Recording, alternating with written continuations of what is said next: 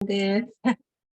제가 일단 간단하게 소개해 드리고, 네. 강의를 시작하도록 할게요. 선생님들 안녕하세요. 네, 저희 3월 한 안녕하십니까. 달 동안은 이제 학기 초로 바쁜 업무로 수업 나눔을 이제 잠시 쉬었었는데, 이렇게 저희 연구회 수업 사례 나눔을 다시 시작하게 되었습니다. 어떻게 주말 동안 벚꽃이 좀 환하게 피었었는데, 주말 잘 보내셨나요? 네, 오늘은 그 서울 발산초등학교에서 학생들을 이제 가르치시는 백주영 선생님께서 강의 주제가 초등학생의 디지털 개념 형성과 인공지능 학습 모델 이해라는 주제로 강의를 해 주십니다. 백주영 선생님께서는 수업 지도한 공모전에서 교육부 장관상을 수상하신 매우 훌륭하신 선생님이시고, 특히 학기 초 바쁘신 와중에도 저희 선생님들을 위해서 귀한 강의를 준비해 주셨습니다. 그러면 이제 강의를 시작하도록 할 텐데, 큰 박수로 맞아주시길 바랍니다. 네. 안녕하세요, 선생님들. 저는 발산초등학교 교사 백주영이라고 합니다.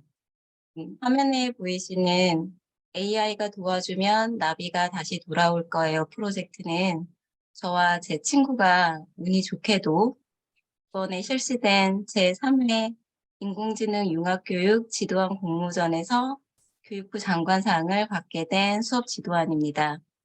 여러 유능하신 인공지능 교육 전문가 선생님들과 인공지능 분야는 아니더라도 학교 현장에서 좋은 수업으로 우리나라 교육을 책임지고 계시는 선생님들께 발표하는 이 자리에 저희가 만든 프로젝트 지도안을 공개할 수 있어 영광으로 생각합니다.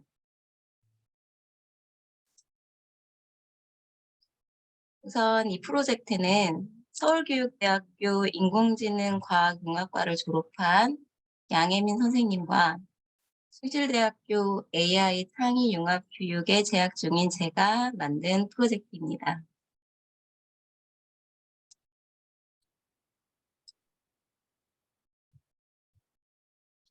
이번 프로젝트를 시작하며 저희가 꼭 지도안을 통해 전달하고 싶었던 개념은 디지털 데이터라는 개념이었습니다. 그 이유는 인공지능과 관련된 가장 큰 의문점이 이 처리 과정에 관한 것이었는데요. 이에 대한 대답을 디지털 개념을 갖는 것으로 해결했기 때문입니다. 사실 인공지능의 처리 과정에 의문점이 컸던 이유는 아마 제가 문과이기 때문일 수도 있습니다. 수학을 좋아하고 사고 과정이 이과 쪽이신 선생님들께서는 당연하게 여기실 수 있는 개념이 문과 출신인 저로서는 좀 의문투성이었습니다. 우선 인공지능의 기본 구조를 말씀드리자면 데이터 입력, 그리고 처리 과정, 데이터 출력으로 큰 줄기를 잡을 수 있습니다. 인공지능 교육을 전공하고 계신 선생님들께서는 익숙한 개념이시겠지만 지금 어쩜 이 자리에 저희 학교에서 저를 보러 참석해 주신 여러 선생님들께서는 낯선 개념일 수도 있을 것 같아 말씀드렸습니다. 이 구조와 관련된 이해는 어렵지 않으시리라 생각합니다. 우리가 인공지능 체험 수업을 할 때 이 구조상으로 볼 때면 이 데이터를 입력하고 입력된 데이터가 출력되는 과정을 보는 것이 인공지능 체험 수업이라고 생각합니다. 입력과 출력은 직접적인 체험을 통해 가능한데 이 입력과 출력 사이에 어떤 일이 일어나는지가 정말 궁금했습니다. 수학적 감각이 있으신 선생님들께서는 이 수학적 작동이 당연하다고 생각하실 수 있겠지만 문과생인 저희로서는 그림이 그리고 소리가 어떻게 무슨 조화로 수학적인 작동을 하는지 사실 이해가 잘 되지 않았었습니다. 제 머릿속에서 데이터 입력과 처리 과정은 잘 연결되지 않았습니다. 데이터 입력은 저같이 평범한 사람도 할 수 있는 일이지만 데이터 입력과 이 처리 과정 사이에는 너무 큰 간극이 있었습니다. 이 처리 과정에 대한 이해 없이 데이터 입력과 출력만 경험하면 인공지능이라는 우리 눈앞에 놓인 현실이 그저 신성시 되거나 아니면 우리가 도망치거나 하지 않을까 이런 생각을 했습니다.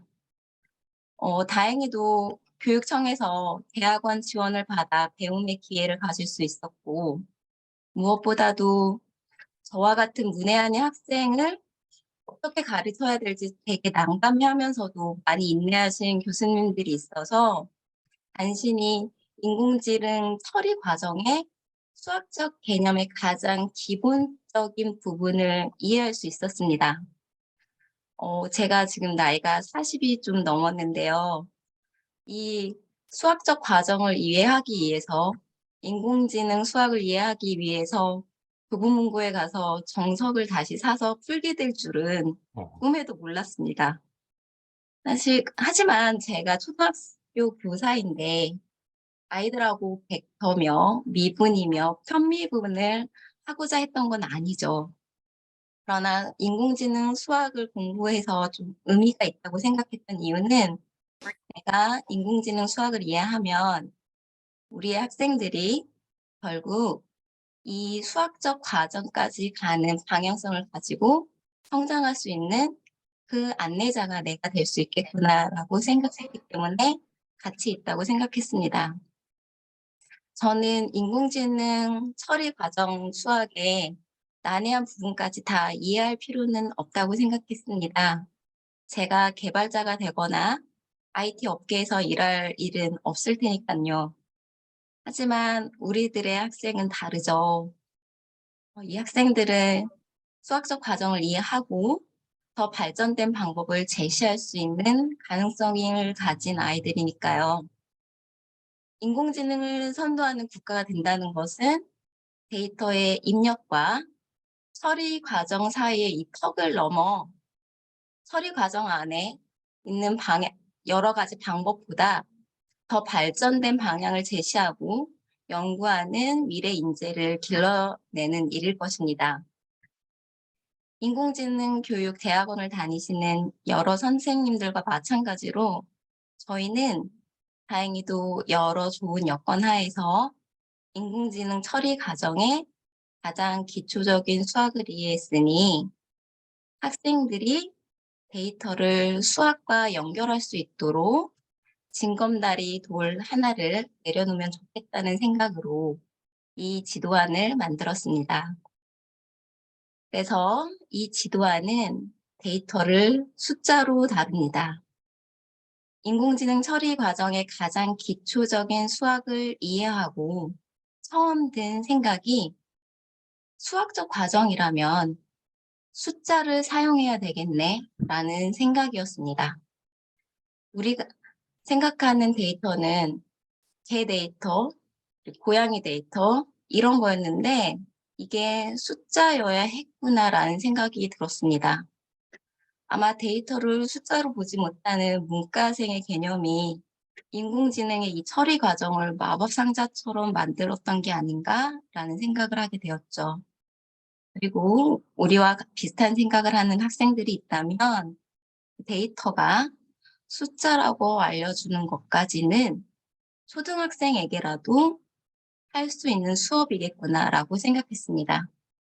초등학생들과 벡터 미분을 할 수는 없겠지만 말이죠. 초등학생 때 이 개념을 가지게 되면 수학이 필요하고 수학과 연결되고 수학이 실용적이라는 생각을 갖게 할 수 있지 않을까라는 기대도 해보았습니다. 그래서 거꾸로 생각해 보았습니다.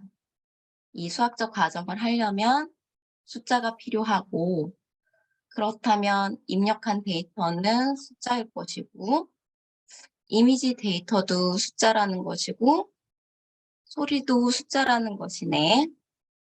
그러면 여기서 이해가 안 되는 게 뭐지? 그냥 그림이 소리가 숫자라고 이 의문에 답을 할 수 있는 지도안을 만들어야겠다고 생각했습니다. 저는 여러모로 운이 좋은 편인데요. 우선 장관상을 받았다는 것도 엄청난 행운이었고요. 무엇보다 좋은 친구를 두고 있다는 것도 운이 좋았습니다. 함께 아이디어를 나눴던 혜민쌤이 교육과정에서 근거를 찾아보자고 하였고, 찾아보니 현재 시행 중인 2015 교육과정에는 없지만 앞으로 시행될 2022 개정 교육과정에서는 그 개념을 찾을 수 있었습니다. 음, 초등학생들이 디지털 데이터와 아날로그 데이터의 특징을 이해하고 인공지능에 활용할 수 있는 데이터의 유형이나 형태를 탐색한다라는 이 성취 기준을 발견하고 얼마나 반가웠는지 모릅니다. 임용고시를 공부할 때는 이 성취 기준 하나하나 외우기가 정말 싫었는데 말이죠. 그림이 숫자가 될 수 있다는 것은, 소리가 숫자가 될 수 있다는 것은 디지털 데이터이기 때문입니다. 우리가 일상에서 마주하는 그림과 소리는 아날로그 데이터죠. 하지만 컴퓨터에 입력되려면 디지털 데이터여야 합니다. 아날로그 신호를 일정한 시간 간격으로 샘플링하여 각 시점의 값을 숫자로 표현한 것이 디지털 신호입니다. 그러니 인공지능 구조, 데이터 입력, 처리 과정, 데이터 출력을 배울 때 데이터 입력은 디지털 데이터 입력을 뜻하는 것이며 이는 숫자 입력이고 처리 과정의 수학적 과정에 연결될 수 있는 것이죠. 그림과 소리를 아날로그로 생각하면 연결되지 않았던 그 간극이 디지털로 생각했을 때 연결되었던 개인적인 경험을 바탕으로 인공지능 과정에서 데이터 입력 단계에서 디지털 개념을 가져야 된다고 생각했습니다. 이렇게 형성된 디지털 개념이 수학적 발전으로 이어질 수 있겠다라고 기대하면서 말이죠. 음. 다른 대학원에 다니시는 여러 선생님들께서도 마찬가지시겠지만 저희 대학원에서도 아두이노를 배웠습니다. 저는 디지털 개념에 대해 어떻게 수업할지 고민할 때 아두이노의 세븐 세그먼트를 떠올렸습니다.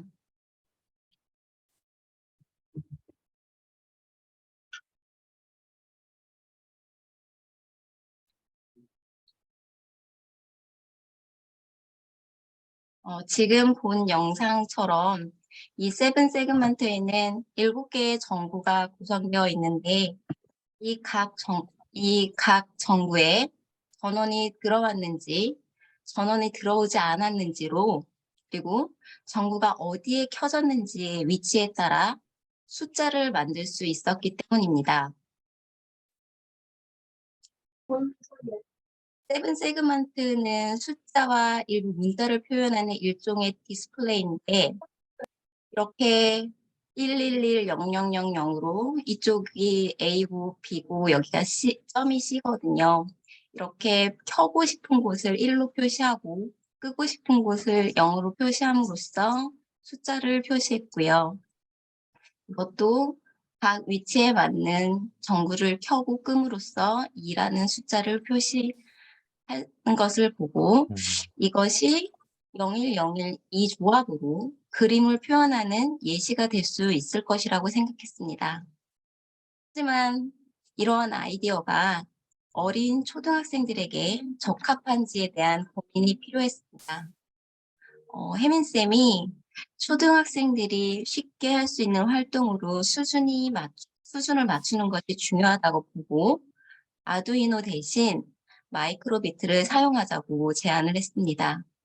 마이크로비트는 아두이노와 비슷한 기능을 가지면서도 보다 간단하고 초보자에게 친화적인 기기입니다. 이를 사용하면 초등학생들도 쉽게 다룰 수 있으며 그래픽 화면을 통해 보다 직관적으로 개념을 이해할 수 있을 것이라고 생각했습니다. 이렇게 구성한 두 번째 수업입니다. 2차 수업을 보면 도입 활동으로 동화 신호 체계를 제시합니다. 동화를 끄거나 켜는 것으로 의미를 전달할 수 있는데 어느 위치에 봉화를 끄거나 켜는지에 따라 다른 의미를 전달할 수 있다는 것을 제시합니다.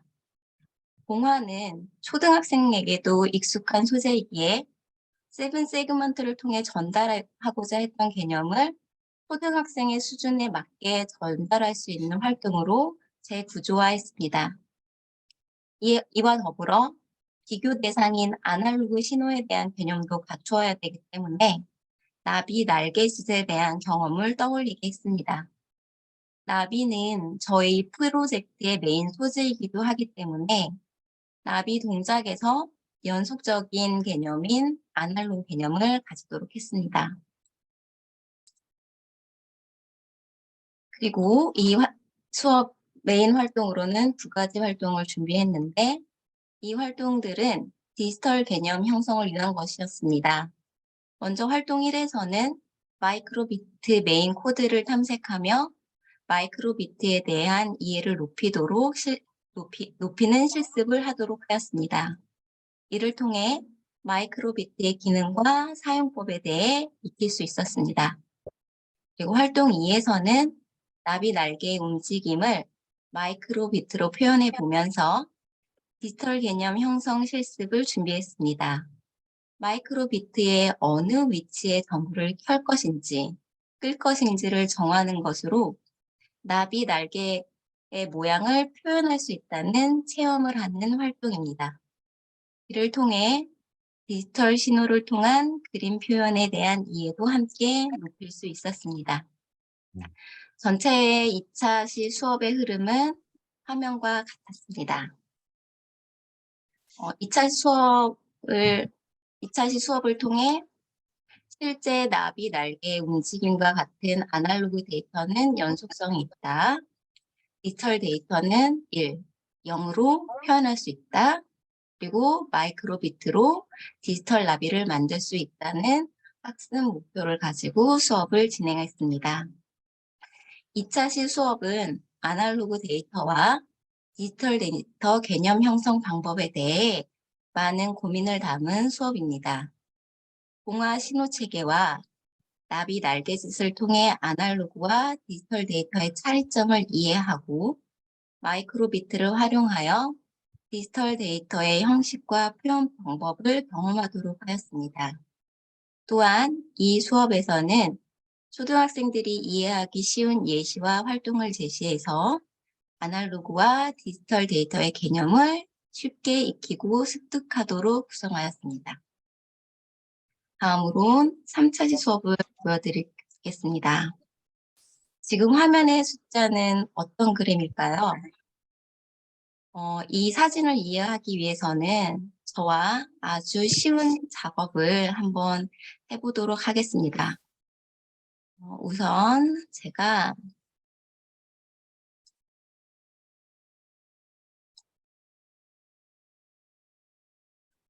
화면에 사진 하나를 전송했습니다.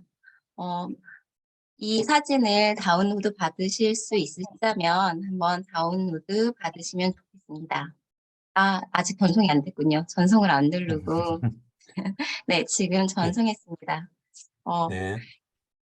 만약에 상황이 되신다면 지금 전송한 사진을 다운로드 받으시면 좋을 것 같습니다. 그리고 저와 같이 활동을 할 텐데요. 제가 화면에 보이는 사이트에 들어갈 수 있도록 주소를 하나 보냈습니다. 이 사이트로 한번 들어가 보시겠어요? 네. 네. 이 사이트에 들어가면 파일 찾아보기라고 버튼이 있습니다. 찾으셨나요?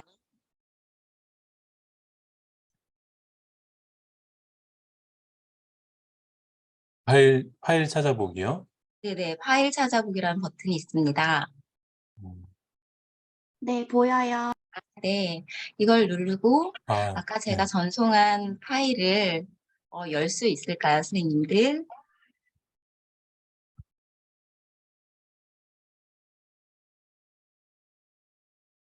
음.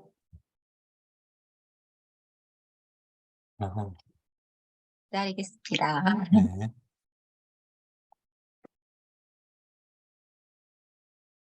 네, 했습니다. 아, 네. 이 파일을 열면 이걸 인코딩 버튼을 누르면 이렇게 변환이 됩니다. 네, 네. 잘 이, 됩니다. 네.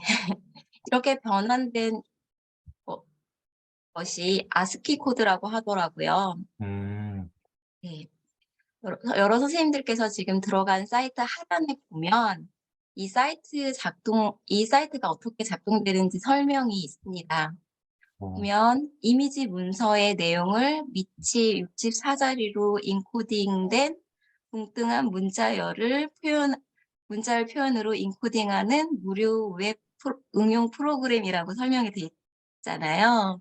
음, 베이스 64는 이진 데이터를 텍스트 형식으로 변환하는 인코딩 체계라고 하는데 사실 이 내용을 초등학생들이 알 필요는 없습니다. 그래서 음, 지도 안에는 중간 과정이다 정도로 설명했고요. 음, 선생님들 여기 보면 클립보드에 복사가 있잖아요.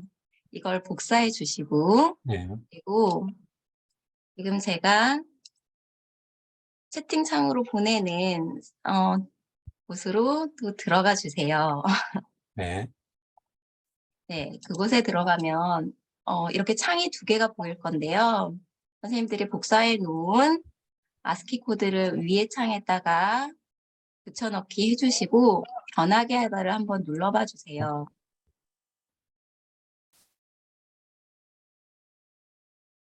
우와. 네, 그러면 변환이 되었나요? 네. 아, 네. 제가 이렇게 얻은 이진수를 거꾸로 하면 다시 사진이 됩니다. 그래서 선생님들께 다시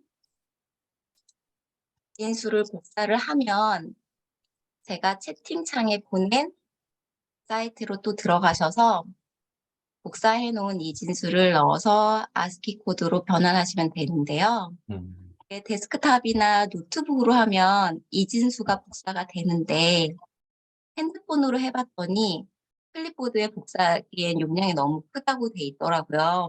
아, 그래서 아스키 코드라는 걸 쓰나 보다. 저는 그냥 음, 그 정도까지만 이해를 했고요. 어, 만약에 스마트폰으로 하고 계셔서 복사가 안 되신 분은 아까 만든 아스키 코드를 복사를 해서 지금 제가 또 다시 사이트를 하나 보낼 거거든요. 네, 이 사이트에 아스키 코드를 넣어서 해보시면 그림이 다시 만들어질 것입니다. 다시 그림이 만들어졌나요? 아스키 코드를 넣는 거죠? 네.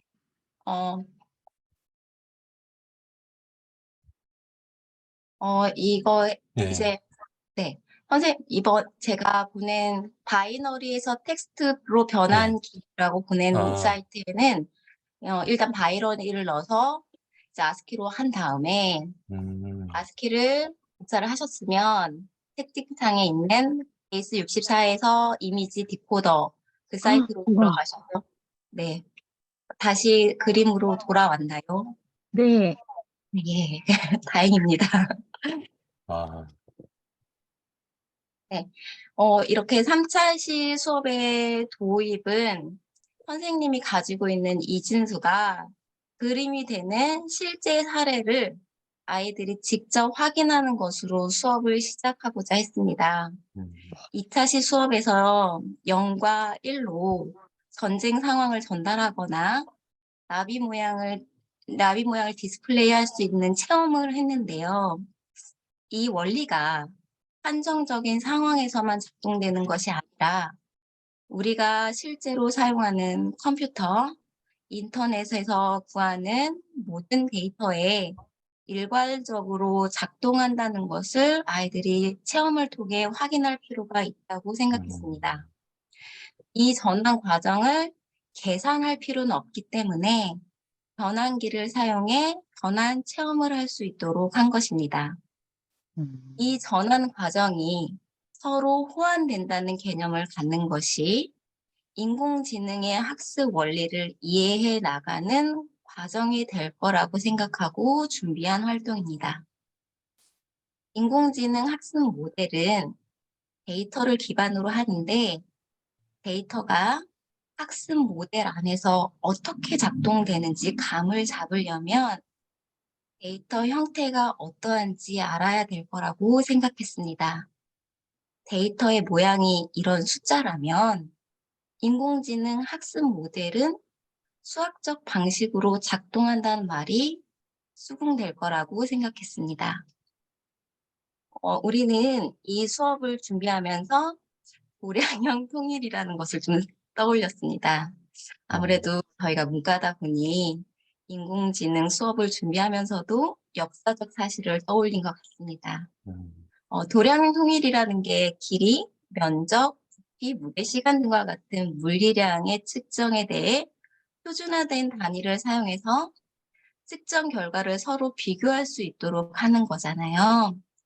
네. 역사적으로 예전에는 각 나라마다, 지역마다 자체적인 측정 단위가 있어서 불편했고 서로 호환되지 않았는데 국제적으로 표준화된 측정 단위가 있으면서 세계적 상호 운용성이 개선되었습니다.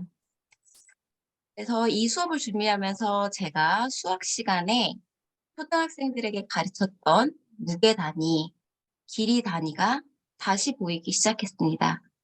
측정이라는 게 연속적인 값을 일정한 간격의 기준에 따라 이산적인 값으로 나눠 표현하는 것을 의미하고 이때 측정값은 디지털 데이터로 표현될 수 있다고 생각했습니다. 따라서 단위 개념을 가르치는 것은 디지털 개념과 연결될 수 있지 않을까라는 생각을 해보았습니다.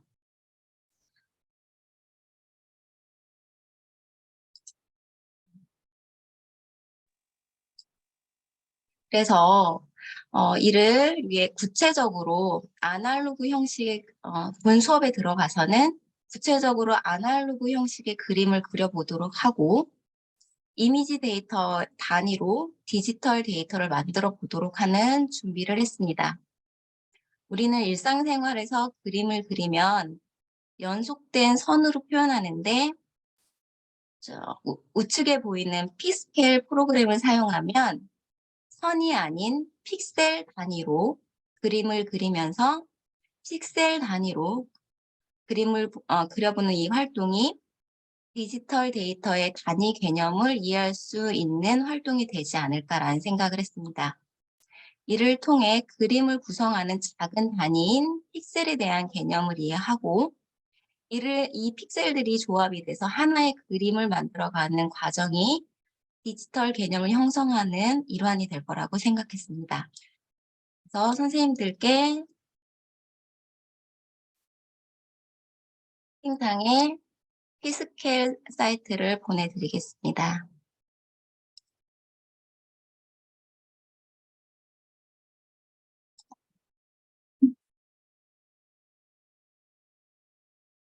선생님들도 다 이런 P스케일 사이트에 들어오셨을 거라고 생각을 하는데요. 여기에 선생님들이 원하시는 그림을 그려서 주소가 아직 여기 채팅창에 없어서, 죄송합니다. 예, 네. 제가 오늘 실수하지 말아야지 했는데 실수를 아닙니다. 합니다. 괜찮습니다. 네. P스케일 사이트를 보내드렸으니 선생님들께서도 그림을 한번 그려보시고요. 네.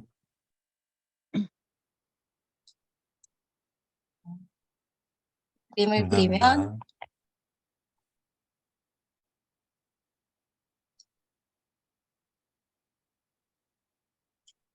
이렇게 그림을 그려보시면 뭐, 네, 여기에 보면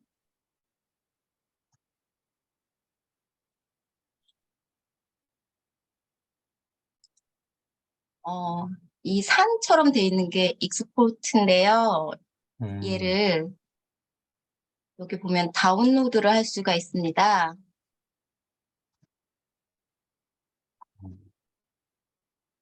이렇게 다운로드를 하시고 네. 다시 이것도 마찬가지로 아까 했던 사이트에서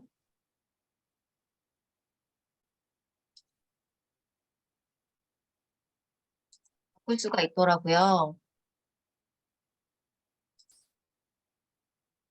얘를 예역지도 이렇게 바꿔주고 얘를 또 바이너리로 바꿀 수가 있는 거더라고요.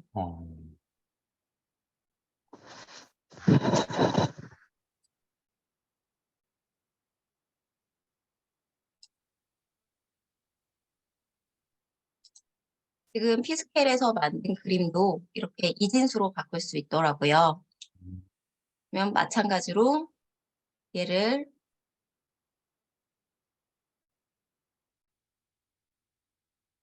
이진수를 복사하셔서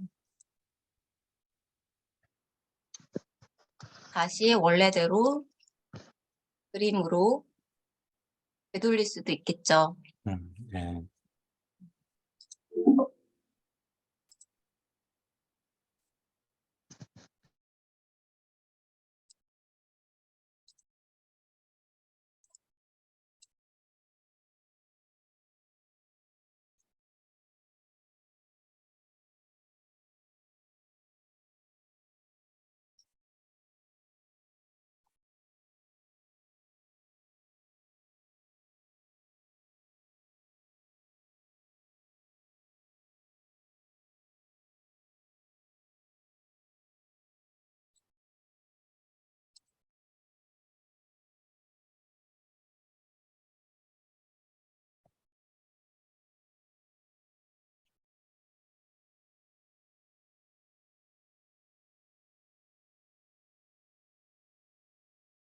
네, 여기 하트 보이시나요? 네. 네네. 이렇게 다시 되돌릴 수도, 네. 야, 신기하네요. 네. 그래서 아이들이 피스켈에서 그린 그림을 저장하고 얘를 이진수로 바꿀 수도, 바꾼 이진수를 다시 본인의 그림으로 되돌릴 수도 있습니다.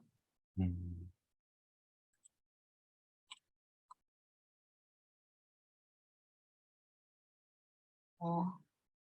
이 수업의 3차 시의 수업의 흐름은 이와 같이 화면과 같이 3차 시의 수업도 구성하였습니다.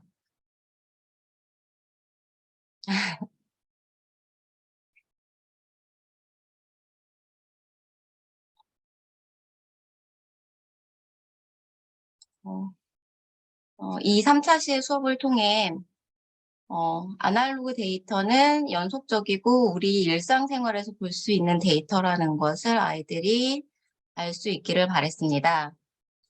저도 이 수업을 준비하면서 제 주변의 모든 현상을 이것은 아날로그고 아날로그를 단위를 기준으로 나누어서 디지털로 만들어야 되는 거구나라고 약간 강박적으로 생각하는 버릇이 좀 생겼습니다.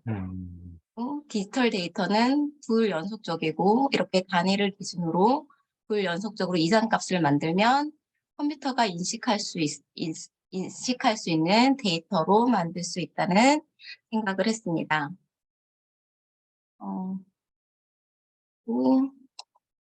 그래서 이번 프로젝트의 전체적인 흐름은 2차 시, 3차, 이 전체적인 흐름은 이렇게 되는데요.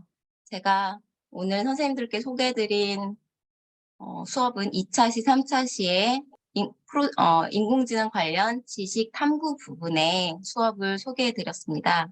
제가 1차 시와 4차 시는 왜 아직 소개를 시켜드리지 않았냐면 제가 다다음 주에 있는 수업도 또 수업 나눔을 또 하거든요. 그래서 감사합니다. 제가 컨텐츠가 많지 않은데 아껴서 잘 쪼개서 써야 되겠구나라고 생각을 해서 다음 주에는 1차 시 수업과 4차 시 수업을 소개시켜 드리면서 제가 작년에는 2학년 담임이었어요. 그래서 2학년들과 했던 인공지능 체험 수업과 그리고 1차 시, 4차 시도 체험 수업 위주라서 1차 시, 4차 시의 체험 수업과 2학년들과 했던 체험 수업을 함께 다다음 주 수업을 할 때 소개시켜 드리도록 하겠습니다. 그러면 이제 선생님들께 질문을 받고 답하는 시간을 하도록 하겠습니다.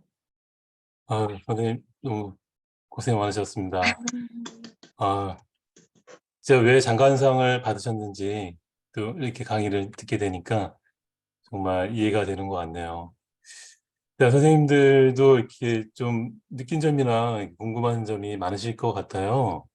강의를 들으시면서 기억에 남는 점이나 느끼는 점, 그리고 나누고 싶은 의견, 소감 등이 있으면은 한 말씀씩 부탁드리겠습니다.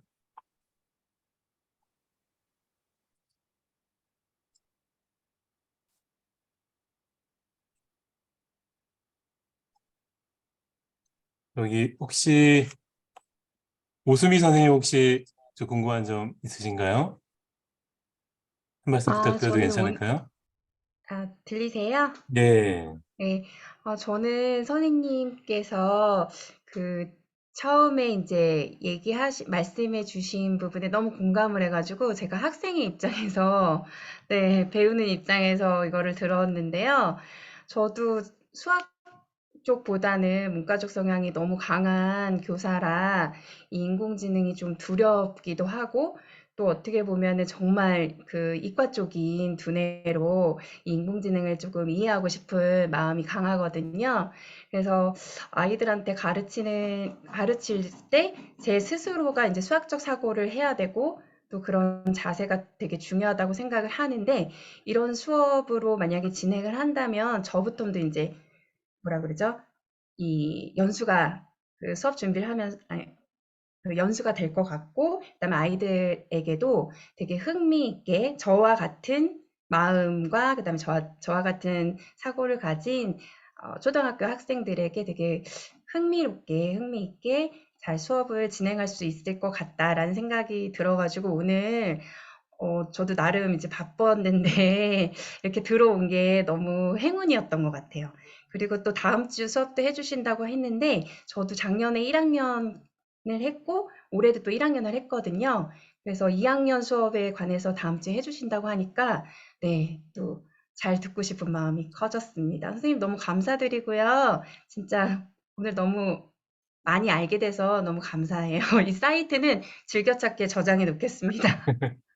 감사합니다. 감사합니다. 네. 혹시 궁금하신 점이나 뭐 느낀 점 부탁드려도 선생님, 괜찮을까요? 선생님, 네. 예. 제가 진짜 찐 문과예요. 그래서 오늘 정말 신세계를 본 것 같은데 궁금한 게 있는데 정말 기본적인 거 질문해도 되나요? 네, 저도 완전 문과라서 완전 기본입니다. 네네. 아까 그림 그거 픽셀을 뭐 1010 이렇게 바이너리로 바꾸셨잖아요. 네. 근데 문득 어떻게 규칙을 가지고 그게 바꾸는지 궁금해져서요.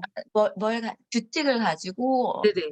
그러니까 저도 정말 찐 문과라서 제 설명이 과연 이과 선생님들께 납득을 시킬지 모르겠는데, 그 단위더라고요. 픽셀로 일단은 다 나눈 거더라고요, 그림을. 픽셀로 나누면 픽셀 안에 값이 있는데 RGB라고 하면 그게 기본 색이잖아요. 기본 색 값도 그 픽셀 안에 R이 몇인지, G가 몇인지, B가 몇인지 그 값이 그 픽셀 안에 들어있는 거더라고요. 근데 그러면 이제 인공지능 수학을 하면서 제가 되게 힘들었거든요. 근데 그거를 차원으로 또 표현을 하더라고요. 만약에 RGB라면 R이라는 축, 그리고 B라는 축, 그러면 2차원이잖아요. G라는 축 하면 이제 3차원이 되잖아요. 그러면, 만약 우리가 초등학생들하고 꺾은 선 그래프를 하면 2차원이죠. 그러면 그 2차원의 점 있잖아요. 예를 들어서 떡볶이를 좋아하는 애가 3명이다 하면은 떡볶이랑 3이랑 교차 지점에 저희가 점을 찍잖아요. 그리고 김밥을 좋아하는 애가 5명이다 하면 김밥이랑 5명이 교차하는 데 점을 찍잖아요. 근데 거꾸로 생각하면 그 점 하나가 정보를 2개를 갖고 있는 거더라고요. 점 하나가 떡볶이는 3명이 좋아한다는 정보를 하나 갖고 있는 거더라고요. 또 다른 점 하나는 김밥을 5명이 좋아한다는 정보를 갖고 있는 점이더라고요.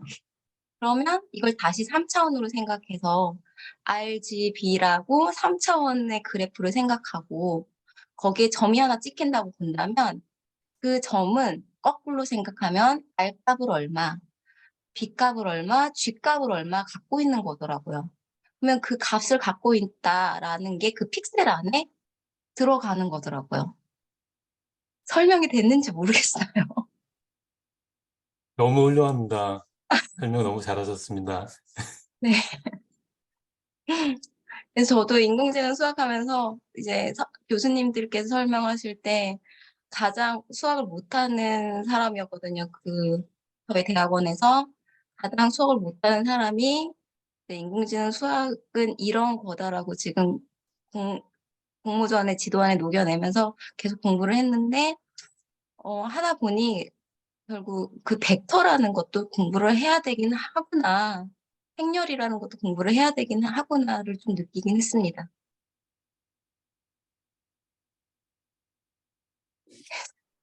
또 혹시 죄송합니다.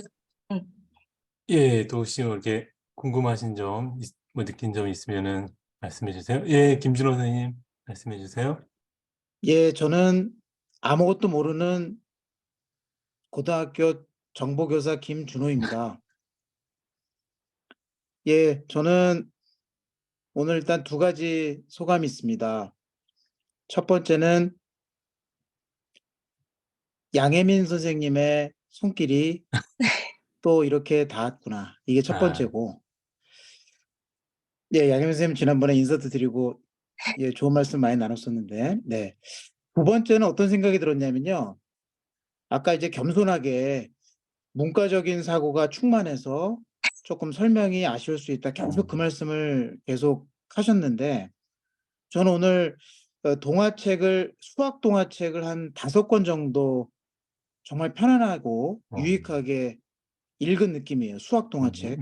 그리고 또 무슨 생각이 들었냐면, 대한민국의 이과적인 마인드를 가진 수학 선생님도 필요하고, 또 문과적인 마인드를 가진 수학 선생님도 필요할 것 같다. 이런 생각이 들었습니다.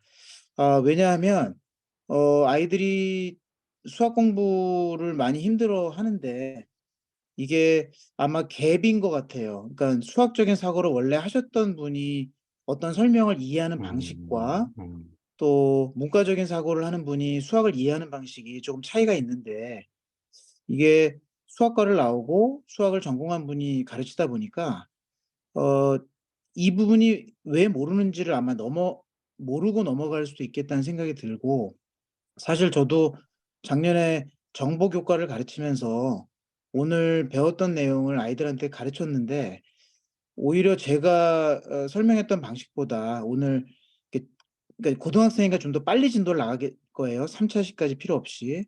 근데 이렇게 설명했다면 훨씬 더 디지털 데이터, 아날로그 데이터 부분을 훨씬 더 잘 설명할 수 있었겠다. 이런 생각이 들고, 문과적인 마인드를 가진 수학 선생님이 좀 더 많이 나오기를 기대하는 좀 소감을 해 봅니다. 인공지능 시대는 오히려 문과적인 사고, 그다음에 언어, 대화의 문제가 조금 더 많이 부각되는 것 같아요. 왜냐하면 천재들이 인공지능을 만들어 놨기 때문에 우리는 뭐 지금 프롬프트 엔지니어링이라고 해서 대화를 잘 풀고 또 이야기를 잘 전달하는 문과적인 감성이 또 살아나야 되는 영역이 있거든요. 그래서 오늘과 같은 이런 수업들이 좀 더 많이 넘치기를 바라면서 진심으로 오늘 강의 잘 들었다는 생각이 들고요. 꼭 말씀을 드리려고 기다렸습니다. 고맙습니다. 감사합니다. 예, 저희 김준호 선생님 말씀처럼 저희가 또 AI 융합 연구회잖아요. 그러니까 문과적인 사고랑 이제 이과적인 사고가 이렇게 만났을 때, 그리고 더 그런 부분이 이제 수업으로 또 이렇게 만들어졌을 때 더 풍요로워지는 것 같습니다. 그리고 이제 선생님들이 그 댓글로도 많이 또 이렇게 칭찬해 주시고 응원을 해 주시고 계십니다. 문영준 선생님도 또 좋은 말씀 나눠주셨고, 김찬홍 선생님, 그리고 이제 약자로 MSH라는 약자를 쓰신 선생님도 좋은 말씀 나눠주셨고요. 예, 좋은 댓글, 또 칭찬의 댓글 감사합니다. 그리고 혹시 또 선생님들이 좀 느낀 점이 많아서 그런지 또 궁금한 점이 여전히 있을 것 같거든요. 혹시 또 이렇게 또 뭐 여쭤보실 사항이나 느낀 점 있으면은 한 말씀 또 해주시겠어요? 아, 혹시 그럼 저도, 예, 예. 뭐, 네, 뭐요? 먼저 먼저, 하셔도 될 것 같습니다. 아, 제가 네. 먼저, 일단, 사실 저는 보고 좀 반성을 되게 많이 했는데요. 이제 전 되게 인공지능 수업 지도안 이런 걸 되게 많이 이제 찾아보고 참고하는 편인데, 되게 이제 초등 같은 경우는 인공지능 원리보다는 활용 쪽에 치우쳐져 있는 경우가 참 많아서 좀 아쉬웠던 점이 되게 많고, 또 저 또한 뭐 예를 들어서 이제 원리 부분을 어떻게 가르쳐야 되나, 그러니까 어느 수준에서 아이들을 어디까지 가르쳐야 되나, 되게 고민을 참 많이 해서 사실 이제 그냥 데이터가 모여서 데이터가 크게 되면 빅데이터야 이런 식으로 가르쳤지 이렇게 이제 사실 2022 실과 교육과정 오늘 제가 처음 봤는데 깜짝 놀랐어요. 이제 디지털 데이터, 아날로그 데이터부터 시작해서 되게 기초부터 이렇게 차근차근 사실 가르쳐야 나중에 이제 중등, 고등 갔을 때 연속성이 있다고 생각하는데 꼭 필요한 수업 지도안을 만들어 주신 것 같아서 저도 이제 아이들 가르칠 때 한번 활용해보고 싶다는 생각을 했습니다. 너무너무 잘 봤습니다. 감사합니다. 감사합니다. 네, 아까 그 해운대 공고의 윤한유 선생님께서 좀 질문하시려고 하셨던 것 같은데, 네네, 네, 한 맞습니다. 말씀 해주시겠어요? 우선 저는 그야말로 그냥 고등학교도 아니고 저도 특성화 고등학교다 보니까 조금 초등학교 수업 자체에 되게 좀 낯선 느낌도 많고 좀 신기하다 하면서 좀 받아들인 것도 많았는데, 사실 제가 여기 이제 영국에 들어오고 싶었던, 아니, 들어와야 했던 뭐 그런 제 나름의 목표는, 아무래도 인터넷에 찾아보면은 인공지능과 관련돼서는 초등학교, 그리고 많아야 이게 그나마 좀 찾으면 이제 중학교 수준으로 찾을 수밖에 없겠더라고요, 대부분. 그래서 조금 이렇게 좀 신선한 내용을 사실 좀 찾기가 되게 좀 어려웠다 하는 생각이 좀 음, 많이 들었었는데, 일단 정말 우리 학교 학생들을 데리고 이 수업을 해도 될 정도다라는 생각이 들더라고요. 특히 저희 학교 친구들이 좀 많이 좀 공부를 어려워하는 친구들이 많거든요. 아무튼 너무 좋은 수업 잘 들었고요. 한 가지 여쭙고 싶었던 게 있는데, 이 수업을 준비하시면서 사실 수업을 준비하면 그런 게 있잖아요. 그 뭐랄까, 어느 정도로 이제 범위를 둘 것이냐, 어느 정도로 이제 수업 목표를 둘 것이냐 같은, 어 얘들을 두고는 욕심 부려서 이 정도까지 더 하고 싶은데 하는 것들도 사실 있었을 것 같은데, 혹시 뭐 이렇게 수업을 좀 준비하시면서 그렇게 조금 더 이런 거는 뭐 초등학교가 아니라, 아니 뭐 초등학교 6학년이나 아니면 조금 더 똑똑한 아이들 데리고는 이렇게 더 추가를 내용으로 하고 싶었다, 그런 게 있으셨을까요? 아, 제가 지금 대학원 4학기거든요. 그래서 대학원 3학기 내내 이해한 내용이 사실 이겁니다. 제가 이해한 수준이라면 초등학생도 이해하겠다라고 생각을 했어요.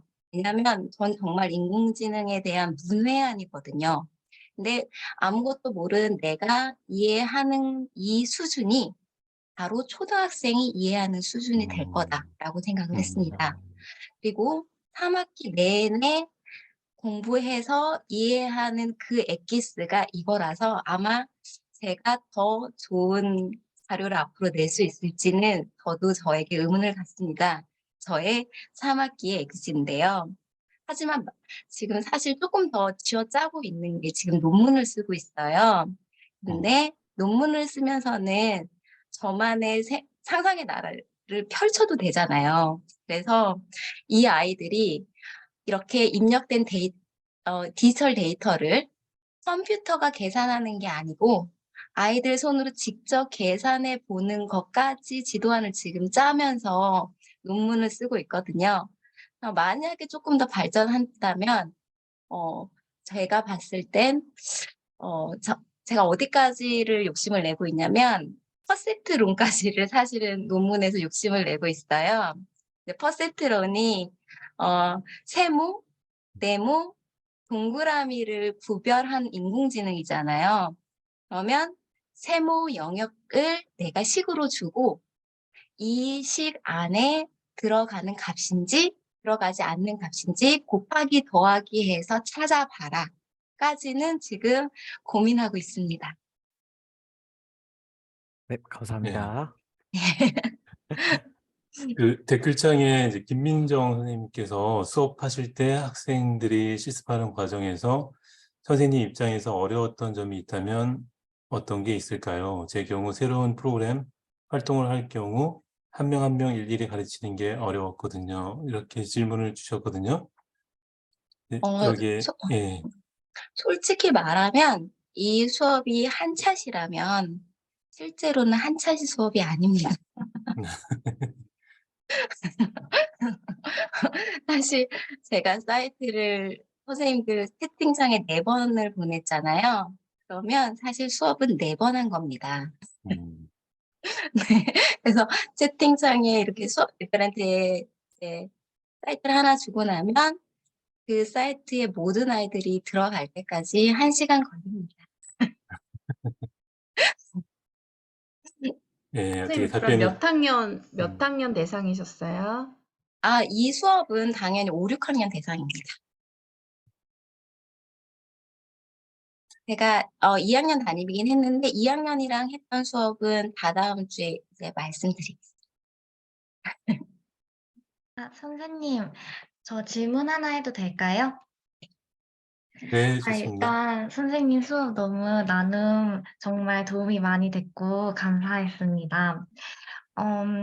제가 사실 아직 얼마 안 된 신규 교사여서 학생들이 입장에서 이런 어느 부분에서 아이들이 조금 어려워하는지가 조금 궁금했거든요. 선생님께서 아이들을 데리고 직접 수업을 해보면서 사실 어른들이 이야기에는 그냥 이미지를 이제 문자열로 바꾸고 이거를 그냥 바이너리 숫자 0, 1로 바꾼다. 이렇게만 되게 쉽게 이해할 수 있는데 아이들 입장에서는 또 어려운 부분이 있잖아요. 그래서 선생님께서 수업을 해보시면서 아이들 입장에서는 어떤 부분이 조금 어려워했는지가 조금 궁금합니다. 아이들은 시각적이라는 생각이 들어요. 잘 듣지 않고 봐야 되더라고요. 그래서 그리고 본 거에 관해서는 고민을 많이 하지는 않습니다. 사실은. 아이들이 가장 혼란스러울 때는 선생님이 제시한 걸 다른 친구들은 다 했는데 본인이 못했을 때 혼란스러워해요. 그래서 아이들에게 사이트를 주고 그 사이트가 복사가 안 돼서 복사가 안 돼서 그림이 나와야 되는데 본인 그림이 안 나오면 그때는 되게 혼란스럽고요. 그래서 욕심을 내지 않고 한 시간 동안 하고요. 그리고 아이들이 시각적으로 그림이 나왔네 하면 그대로 받아들이더라고요. 이게 그래서 어떻게 되는 게 아니고 얘가 내 눈앞에 펼쳐지면 진실이고 펼쳐지지 않으면 믿지 않는 게 그게 아이들의 특징인 것 같습니다. 감사합니다. 네, 감사합니다. 그래도 댓글창에 저도 위 질문과 비슷합니다만 사이트 주소 같은 것은 어떻게 보내셨나요? 라고 이런 질문도 주셨거든요. 신영현 선생님께서 질문을 주셨네요. 제가 답해도 될까요? 네. 예, 양혜민 선생님. 예, 저 예, 오늘 감사합니다. 너무 백주영 선생님 오늘 것 중에 가장 아름다우십니다. 너무 수고하셨다는 말씀 드리고 싶었고요. 시간이 다 제가 예. 빨리 나가봐야 돼서 인사 꼭 드리고 싶어서 예. 제가 발언을 하게 되었습니다. 예. 저희가 주영 선생님이랑 같이 이제 프로그램을 짤 때는 이런 사이트들은 사실 고학년 단계로 하실 때는 중 같이 열어서 사이트 주소 주시는 게 가장 편리하시고요. 저학년으로 함께 하실 때는 QR 만드신 다음에 단계별로 학생들이 할 수 있게 주셔도 되거든요. 그런 방법으로 하시면 좋을 것 같고요. 사실 저희가 백주영 선생님이랑 이 프로그램을 짤 때에는 사실 연구회에서 저희 지금 융합교육연구회에서 먼저 이 공모전에 대해서 안내를 해주셨었어요. 그래서 그 공모전에 이제 참여를 함께 하게 되었고, 주영 선생님이 사실 아까도 계속 들으셨겠지만 굉장히 깊이가 깊은 연구를 하고 계시거든요. 근데 사실 저 같이 연구를 한 저조차도 이해를 할 수 없는 내용을 말씀하실 때가 많았어요. 그래서 저희의 목표는 주영이 네가 나를 이해시켜라. 그래서 내가 이해할 수 있다면 선생님들 다 이해하시고 그걸 수업할 수 있을 거다라는 생각을 가지고 이제 저희가 어쨌든 연구회에서 연구를 해서 수업 나눔을 하는 의미가 저희 수업을 같이 계속 나누는 거라고 생각을 했기 때문에 네, 그래서 이제 주영 선생님 계속 저를 설득시키고 그걸 계속 풀어나가는 작업을 했던 것 같거든요. 그리고 지금 앞으로도 주영 선생님은 계속 깊이 있는 연구를 하실 것 같아요. 그리고 앞으로 계속 풀어주실 선생님 필요하니까 같은 동료 연구 교사로서 많이 함께 해주셨으면 좋겠습니다. 오늘 너무너무 잘 예, 들었습니다. 예. 감사합니다. 너무 이렇게 좋은 말씀 해주셔서 감사합니다. 예, 어, 워낙 고마워. 오늘 수업 사례 나눔이 너무 훌륭하고 또 선생님들한테 이렇게 와닿는 게 많아서 선생님들이 정말 질문이 많았던 것 같아요. 저도 지금까지 이렇게 수업 사례 나눔 참여하면서 이렇게 질문 많았던 건 처음이었던 것 같아요. 그만큼 이제 선생님들한테 많은 또 배움의 어떤 기회가 됐던 것 같고요. 이런 이제 훌륭한 강의를 해주신 이제 시간도 사실 이제 어느 정도 거의 끝날 시간이 됐기 때문에 우리 백주영 선생님 물론 이제 다다음 주에도 한 번 더 또 귀한 수업 사례 나눔을 해주시겠지만 오늘 이제 수업 사례 나눔을 하면서 그 느낀 점이나 그리고 소감을 이제 마지막으로 말씀해 주시면 감사하겠습니다. 어, 예, 저 예. 보니까 백수진 선생님께서 채팅창에 뭘 예, 남기셨는데, 그렇네요. 어, 이거에 대해서 말씀을 드리자면, 예. 모든이라는 거는 저도 잘 모르겠어요. 모든 게 잘 되려나? 그게 우리가 일상생활에서 만나는 거는 연속적인 현상들이고, 근데 이 연속적인 현상을 이성적으로 그리고 약속을 해서 합리적으로 나누어 보면, 그러면 그 나누어졌을 때 사람들도 의사소통이 더 잘 되는 거예요. 예를 들어 이거 비싼 거야라기보다는 이거 1억 원짜리야 하면은 의사소통이 더 잘 되잖아요.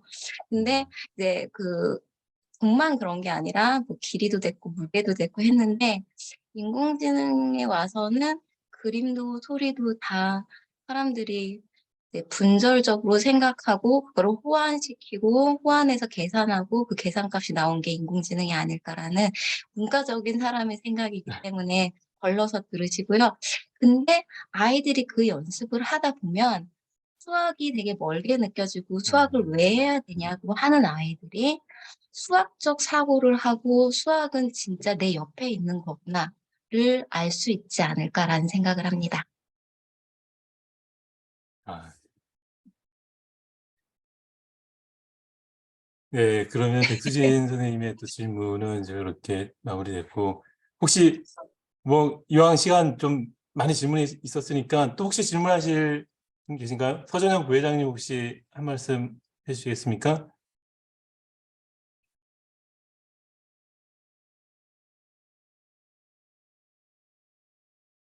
저는 네. 어 일단 그 뭐 아스키 코드 맨날 듣기는 들었는데 일단 눈으로 봤다는 게 참 신기했고요.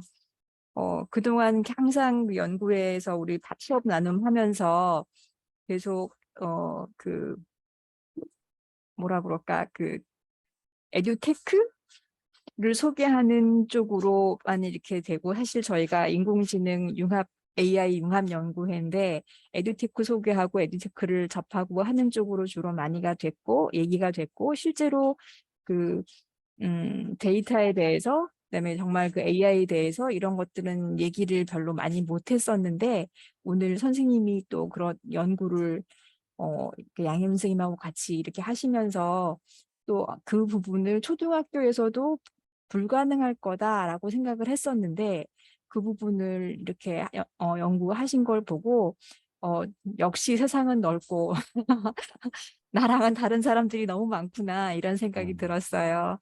어, 이제 선생님이 이렇게 한 거를 지금 처음 우리 연구회 수업 나눔에서 이렇게 보여주셨는데 이제 이게 씨앗이 돼서 점점 더 이게 좀 성장을 하게 될 것 같고 초등학교에서도 데이터에 접근하고 또 아까도 그 어떤 분이 인간의 모든 감정을 이렇게 표현할 수 있을까요? 라고 했는데 그게 결국에는 인간과 같은 로봇, 인간과 같은 인공지능을 만드는 게 아닌가 이런 생각이 들었거든요.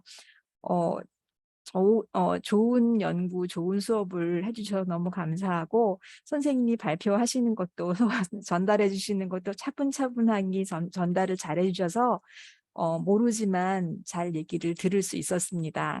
선생님 감사하고 계속 화이팅! 예. 서정현 부회장님이 또 마지막 또 이렇게 잘 또 마무리를 해주셨고요. 그럼 이제 백종원 선생님의 이제 마지막 소감을 듣고 저희 오늘 이제 수업 사례 나눔은 이제 좀 정리를 하도록 하겠습니다. 백종원 선생님, 오늘 이제 수업 사례 나눔 소감 좀 말씀 주시겠어요? 네. 네. 오늘 선생님들께서 이제 많이 칭찬해 주셔가지고 제가 좀 너무 기쁘고 감동이 큽니다. 사실 제가 이 수업을 여러 선생님들께 제시해 드릴 수 있었던 이유는 제가 뭔가 연구를 많이 해서가 아니고 제가 이해를 잘 못하기 때문입니다. 제가 이해했으면 이 이해한 것까지는 초등학생이 할 수 있다. 이거라서 아마 선생님들이 이제 방향을 잡으시면 저보다 더 잘하시리라고 생각을 하고 이렇게 훌륭한 선생님들이 계속 연구를 하시면 저는 우리나라를 많이 사랑하거든요. 인공지능 강국이 되지 않을까 네. 이렇게 생각합니다. 예, 너무 선생님 감사합니다. 저희 김윤 선생님이 저희 이제 1,4차 시 줌수업 날짜와 시각을 알려달라고 하셨는데 저희가 이제 격주로 수업 사례 나눔을 하기로 이제 결정을 했습니다. 그래서 그 다다음 주 월요일 날 백주영 선생님께서 저희 1,4차 시 그 수업 사례 나눔을 이어서 해주실 겁니다. 아무튼 선생님들 이렇게 늦은 시간까지 또 많은 열기로 이렇게 적극적으로 참여해 주셔서 정말 감사드리고요. 남은 시간 평안한 저녁 보내시고 좀 이렇게 수업 사례 나눔이 아직 좀 아쉬운 감이 좀 없더라도 다음에 또 백준 선생님이 또 훌륭한 또 수업 사례 나눔이 있으니까 많이 또 기대해 주시고 참여 부탁드리겠습니다. 선생님 감사드립니다. 늦은 시간까지 이렇게 참여해 주셔서 감사합니다. 예, 마치도록 감사합니다. 하겠습니다.